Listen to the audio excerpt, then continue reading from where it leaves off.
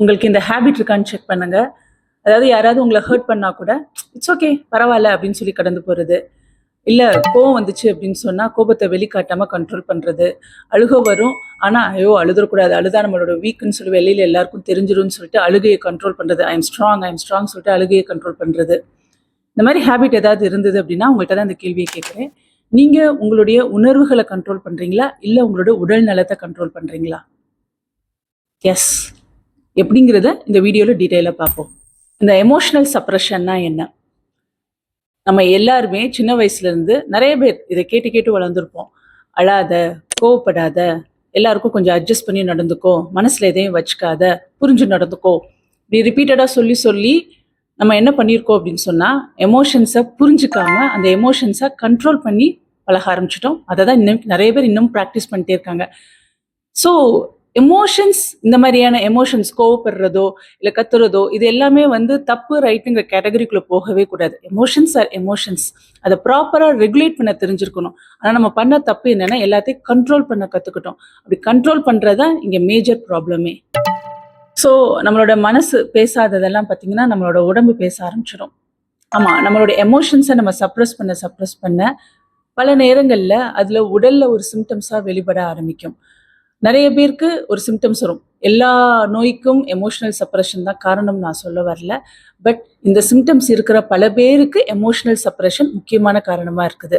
அது என்னென்ன சிம்டம்ஸ்னால் அடிக்கடி தலைவலி வர்றது, மைக்ரேன் அட்டாக்கு, அசிடிட்டி, தூக்கம் ஒழுங்காக வராமல் இருக்கிறது, பீரியட்ஸ் இர்ரெகுலாரிட்டி, தென் ஐபிஎஸ் இரிட்டபிள் பவல் சிண்ட்ரோம் சொல்லுவாங்க, அது ஸ்கின்ல வர நிறைய அலர்ஜிஸு, நிறைய அலர்ஜிக் இஷ்யூஸு.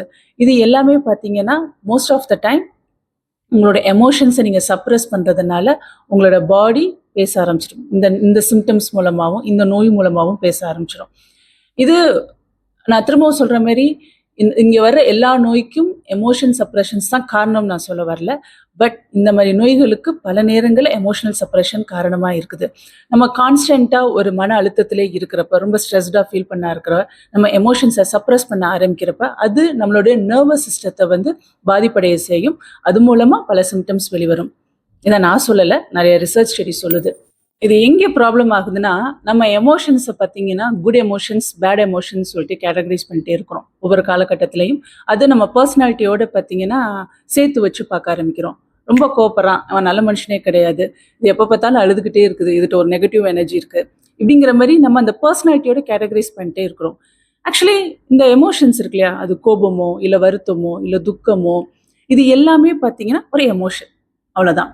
அதை எந்த லெவலுக்கும் கேட்டகரைஸ் பண்ணவே கூடாது. அதை ப்ராப்பராக சேனலைஸ் பண்ண தெரியணும், அதை ப்ராப்பராக எக்ஸ்பிரஸ் பண்ண தெரியணும். இங்கே தான் பார்த்தீங்கன்னா ஒரு நூல் அளவு தான் டிஃப்ரென்ஸ், பட் அதில் தான் டோட்டலாக அப்சைட் டவுனாக நம்மளுடைய பிஹேவியர்ஸ் இருக்குது. ஸோ அதுக்காக கோவம் அப்போ எல்லார்ட்ட போய் சண்டை போட சொல்கிறீங்களா, இவங்க என்னை ஹர்ட் பண்ணிட்டாங்கிறதுக்காக திருப்பி என்னை அவங்கள ஹர்ட் பண்ணணும்னு சொல்ல வரீங்களா அப்படின்னா கண்டிப்பாக கிடையாது. நிறைய ஹெல்தியான வே இருக்குது இந்த எமோஷன்ஸை சேனலைஸ் பண்ணுறதுக்கு. அதை பற்றி நம்ம அடுத்தடுத்து பார்ப்போம். ஓகே, எமோஷன்ஸை சப்ரஸ் பண்ணாமல் எப்படி ரெகுலேட் பண்ணலாம் அப்படின்னு கேட்டால், அது இப்போ இந்த வீடியோ பார்த்துட்டு ஒரு நாள் ப்ராக்டிஸ் பண்ணோன்னே எல்லாம் ரெகுலேட் ஆகும்னா கண்டிப்பாக கிடையாது. It's a practice.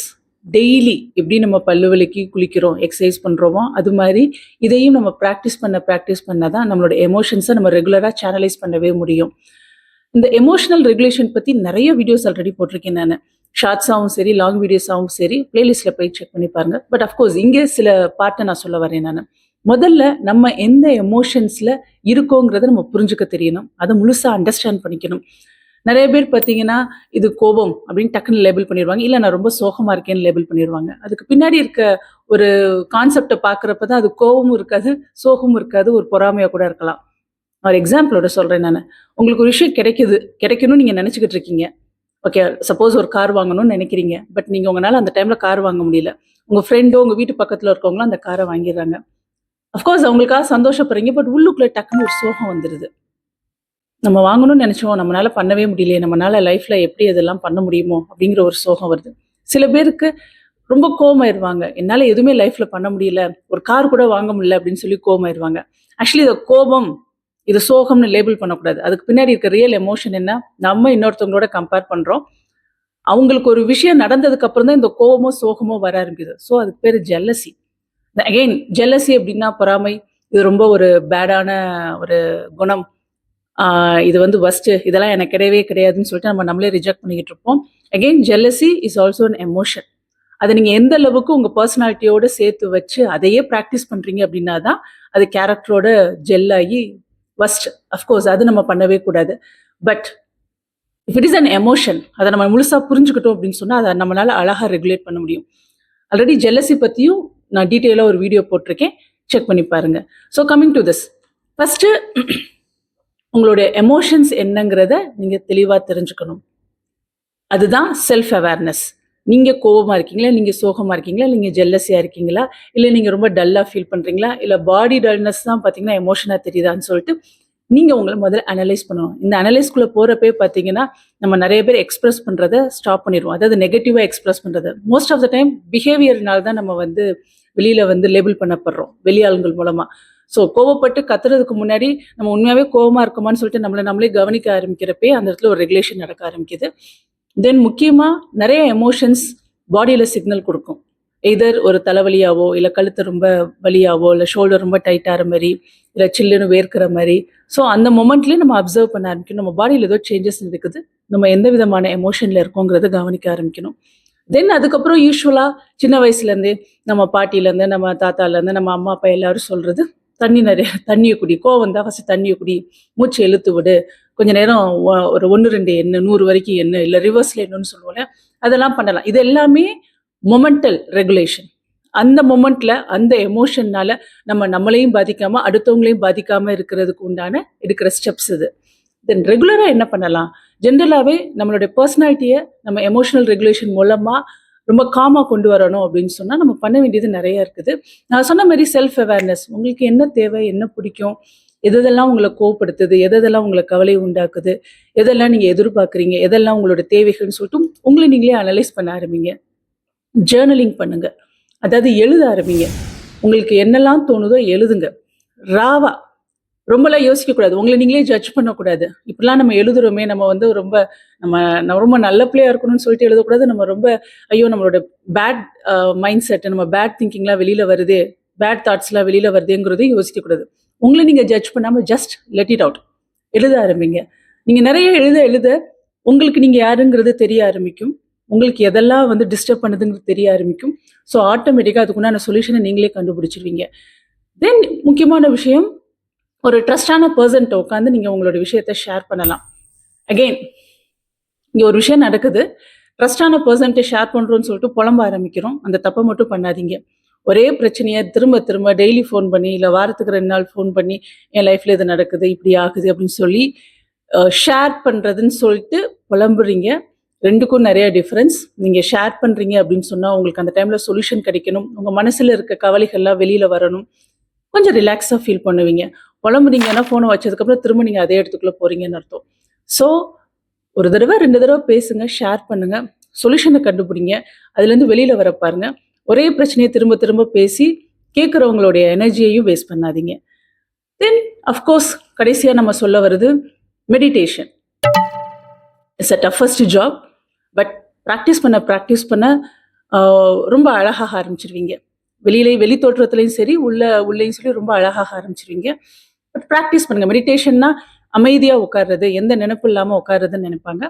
அப்படி கிடையவே கிடையாது. அப்படி உட்காரவும் முடியாது. ஃபர்ஸ்ட் நீங்கள் உட்காரணும். ஒரு 10 நிமிஷமாவது ஃபர்ஸ்ட் ஒரு 15-20 மினிட்ஸ் அலார்ம் செட் பண்ணிட்டு சும்மா உட்காருங்க. கண்ணை மூடிட்டு உட்காருங்க. ஏதாவது ஒரு தாட்ஸ் வந்துச்சுன்னா அதை சொல்லி அனுப்புங்க. நீ போயிட்டு அப்புறம் வா, நான் அப்புறம் பேசிக்கிறேன் அப்படின்னு சொல்லிட்டு அதை லேபிள் பண்ணுங்க. உதாரணத்துக்கு மெடிடேஷன் பண்ண உட்கார்றப்ப நிறைய பேருக்கு நம்மளுக்கு நாளைக்கு என்ன சமைக்கிறது, நம்மள்ட்ட இந்த காய் இல்லையே அப்படிங்கிற மாதிரி யோசிச்சுட்டு இருக்கோம். டக்குன்னு அதை போய் லேபிள் பண்ணணும். ஓகே, இதுக்கு வந்து நான் மெடிடேஷன் பண்ணி முடிச்சு இதுக்காக நான் ஒரு 10 மினிட்ஸ் ஸ்பெண்ட் பண்ணுறேன், இப்போதைக்கு இந்த தாட்ஸ் வராதுன்னு சொல்லிட்டு அதை லேபிள் பண்ணி அனுப்புங்க. சில பேருக்கு பார்த்தீங்கன்னா ஏதாவது ஒரு இமேஜினேஷன், நம்ம அந்த வேலையை பண்ணமே அதனால இந்த பாதிப்பு வருமோ, இல்லை இவங்க இப்படி பேசுவாங்களோ அப்படின்னு சொல்லிட்டு யோசிச்சுக்கிட்டே இருப்போம். எகெயின் அதை லேபிள் பண்ணுங்க. This is your imagination. நீ தான் சிந்திச்சுக்கிட்டு இருக்க. இந்த மாதிரி எதுவுமே உன்னோட பாஸ்ட்லையும் நடக்கலை, இனிமே நடக்க போறது கிடையாது, நடக்க போறதுக்கு எந்த உறுதியும் கிடையாது அப்படின்னு சொல்லிட்டு லேபிள் பண்ணுங்க.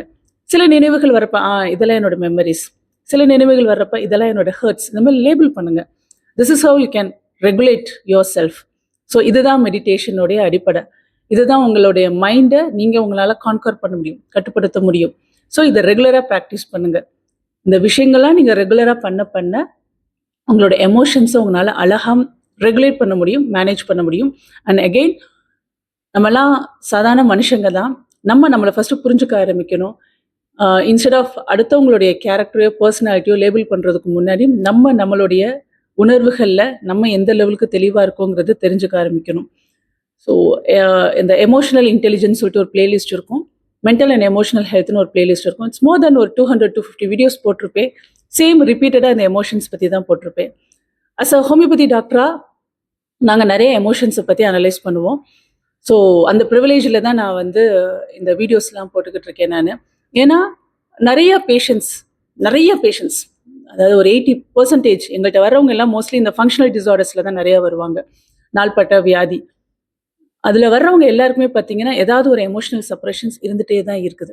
அவங்க எமோஷன்ஸ் ஒழுங்காக ரெகுலேட் பண்ணாமல், அதை சேனலைஸ் பண்ண தெரியாமல் திரும்ப திரும்ப அப்படியே சப்ரெஷன்லேயே இருக்கிறப்ப அது க்ரானிக் ஸ்ட்ரெஸ் ஸ்டேட்டுக்கு போயிடுது.